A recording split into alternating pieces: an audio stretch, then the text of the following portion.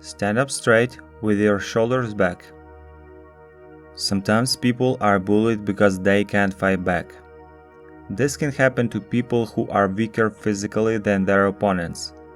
But just as often, people are bullied because they won't fight back.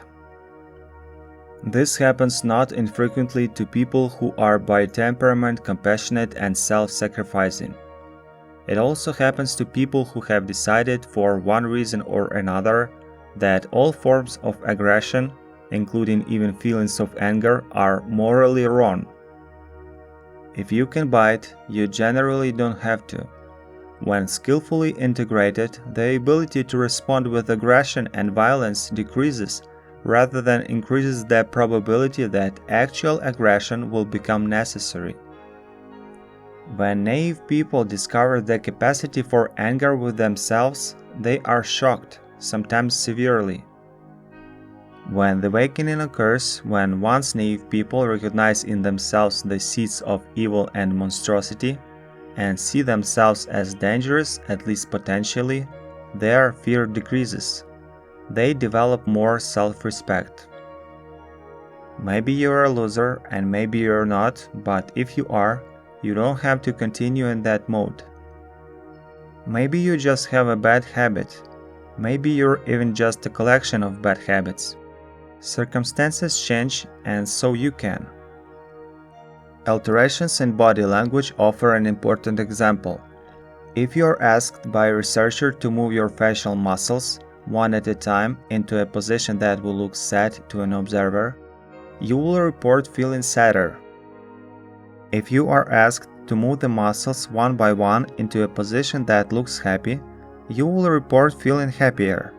Emotion is partly bodily expression and can be amplified or dampened by that expression.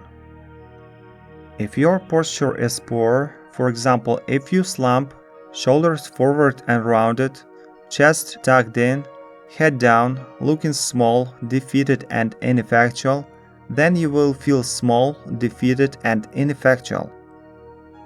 The reactions of others will amplify that. People like lobsters size each other up, partly in consequence of stance.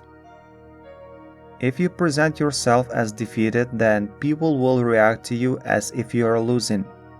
If you start to straighten up, then people will look at and treat you differently. Standing up straight with your shoulders back is not something that is only physical, because you're not only a body. Your nervous system responds in an entirely different manner when you face the demands of life voluntarily. You step forward to take your place in the dominance hierarchy and occupy your territory, manifesting your willingness to defend, expand, and transform it. To stand up straight with your shoulders back is to accept the terrible responsibility of life with eyes wide open. It means deciding to voluntarily transform the chaos of potential into the realities of habitable order. So attend carefully to your posture. Quit drooping and hunching around. Speak your mind, walk tall and gaze forthrightly ahead. Dare to be dangerous. Doing so will not only genuinely increase the probability that good things will happen to you, it will also make those good things feel better when they do happen. Then you may be able to accept the terrible burden of the world and find joy. Stand up straight with your shoulders back.